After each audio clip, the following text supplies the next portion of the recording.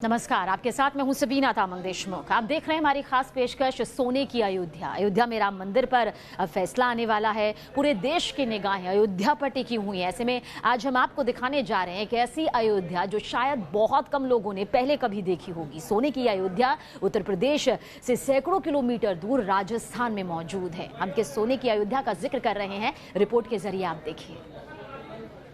सोने की नगरी, सोने के महल,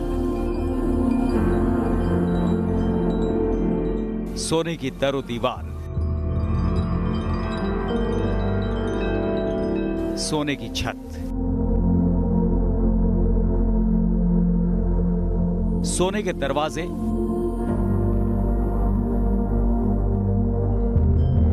सोने के दरबार, सोने के हाथी घोड़े पालकी और हाथी पर सवार सोने के भगवान। आप देख रहे हैं सोने की अयोध्या, भगवान राम की वो नगरी जिसकी चर्चा आज हर आमो खास के बीच है। तस्वीरें जयपुर के पास अजमेर शहर की हैं, जहां दिगंबर जैन मंदिर में सोने की ये पूरी अयोध्या नगरी बसाई गई है, वो भी 125 साल पहले। जिस दौरान सुप्रीम कोर्ट में राम मंदिर को लेकर फैसला सुरक्षित कर लिया गया है, दुनिया भर के तमाम लोगों की, बुद्धिजीवियों की जिज्ञासा भगवान राम को और उनके जीवन से जुड़े हुए तमाम स्थलों को जानने की हो रही है। उस समय हम आपको एक ऐसे अनोखे, ऐतिहासिक और दुनिया में एकमात्र सोने की नगरी अयोध्या से रूबरू करा रहे हैं। और जो ये भव्य सुंदर नज़ारा आप देख रहे हैं, ये है सोने की अयोध्या नगरी और ये स्थित है राजस्थान के अजमेर में।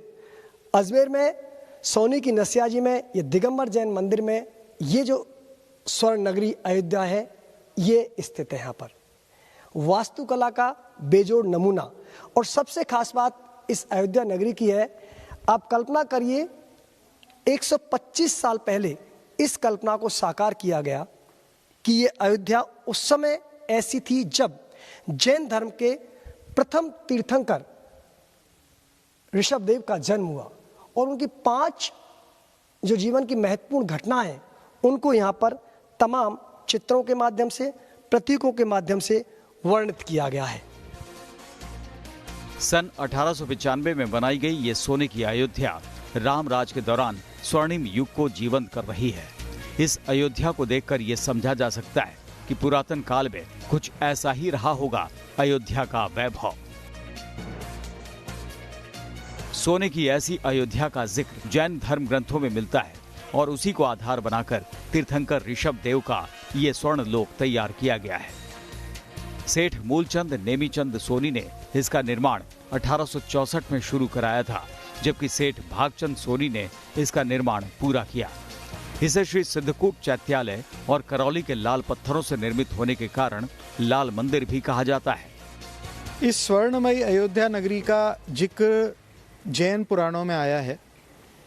इसका निर्माण पुराणों के आधार पे कल्पना से राय बहादुर सेठ मूलचंद जी नेमीचंद जी सोनी के द्वारा करवाया गया था, जो कि मेरे 6 पीढ़ी पहले के पूर्वज थे। और इसका काल है बनने का 1871 से 1896। इसका निर्माण इन 25 वर्षों में जयपुर नगरी में हुआ। उसके बाद जयपुर के रॉयल एल्बर्ट हॉल में इसका एग्जीबिशन हुआ, प्रदर्शनी लगी, महाराज साहब स्वयं पधारे और उसके बाद ये अजमेर लाई गई और यहाँ इस हॉल में व्यवस्थित की गई। स्वर्णिम युग को जीवंत कर रही ये अयोध्या नगरी 25 सालों में बनकर तैयार हुई। जैन धर्म के किसी भी मंदिर में इस तरह की अद्भुत अयोध्या नगरी की रचना नहीं है। यही वजह है कि देश दुनिया से लाखों लोग हर साल सोने की अयोध्या को देखने इस दिगंबर जैन मंदिर में आते हैं। अयोध्या के साथ साथ ये जो इधर आप अयोध्या के सामने देखेंगे, ये सुमेरु पर्वत, ये आप देखिए, ये सुमेरु पर्वत का प्रतीक है। इस पर भी सोने की परत चढ़ी हुई है। यही वजह है इस पूरे प्रांगण को सोने की अयोध्या के नाम से जाना जाता है। इनका निर्माण जयपुर में हुआ और पूरे निर्माण में समय लगा 25 साल का। इसके बाद 1895 में ये सोने की नगरी अयोध्या इस जैन मंदिर में स्थापित है। न केवल हिंदुस्तान के बल्कि देश दुनिया के तमाम पर्यटक इसकी खूबसूरती, इसकी कला, इसकी नक्काशी को बस निहारते रह जाते हैं। अजमेर के जैन मंदिर में बनाई गई ये सोने की अयोध्या इतनी खूबसूरत है कि नजर नहीं हटती। यहाँ सोने की नक्काशी बहुत खूबसूरत तरीके से की गई है। हैरानी की बात यह भी है कि तकरीबन 125 साल बीत जाने के बाद भी इसकी सुंदरता में रत्ती भर भी आंच नहीं आई है। आपने तमाम इमारतें देखी होंगी, उनकी नक्काशी देखी होगी, कला देखी होगी, लेकिन जो इस अयोध्या नगरी में अलग करती है उससे भी हम आपको रूबरू कराते हैं। आप अयोध्या के साथ साथ इसकी अगर दीवारों पे जाएंगे, ये देखिए, इधर बता देता हूँ मैं आपको। ये जो आप नक्काशी देख रहे हैं, ये बेजोड़ संगम है लकड़ी और शीशे का। ये शीशा है और ये लकड़ी है। 125 साल इसको हो चुके हैं। हालांकि मंदिर का निर्माण तो उससे भी ज़्यादा पुराना है, 1864 में हो गया था, लेकिन आज तक ये कला अपनी खूबसूरती को बनाए हुए है। इसकी चमक आज भी लोगों की आंखों को चकाचौंध कर देती है, क्योंकि इसकी नक्काशी इतनी बेजोड़ है कि आप बस इसको निहारते रह जाएंगे। तो ये अयोध्या नगरी की, स्वर्ण नगरी अयोध्या की जो चमक है वो यहाँ आने वाले तमाम पर्यटकों को लुभाती है, और आलम यह है जो इसको देखने लग जाए तो बस देखता ही रह जाता है।